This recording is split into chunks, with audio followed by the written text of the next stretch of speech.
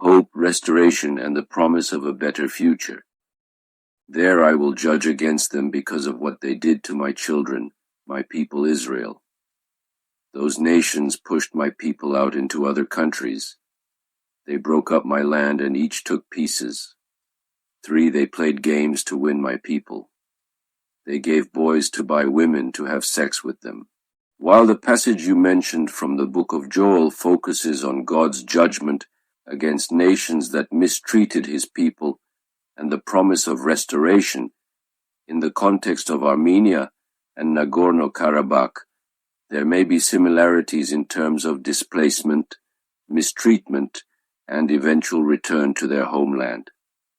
In the New Testament, there are several passages that speak of restoration, hope, and promises of a better future. One such passage that may be relevant to the idea of restoration and return is Romans 8:18-21. For I consider that the sufferings of this present time are not worth comparing with the glory that is to be revealed to us. For the creation waits with eager longing for the revealing of the sons of God.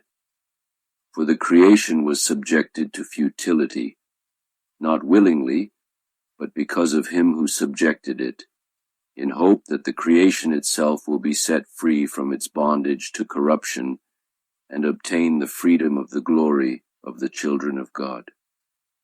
This passage speaks of the present sufferings being outweighed by the future glory and restoration that is to come. It conveys the idea of hope and redemption despite the challenges faced in the present. While the specific events surrounding the Armenian people and their return to Nagorno-Karabakh may not have direct parallels in the New Testament, the themes of restoration, hope, and promise of a better future can be found throughout the Bible, including in the New Testament.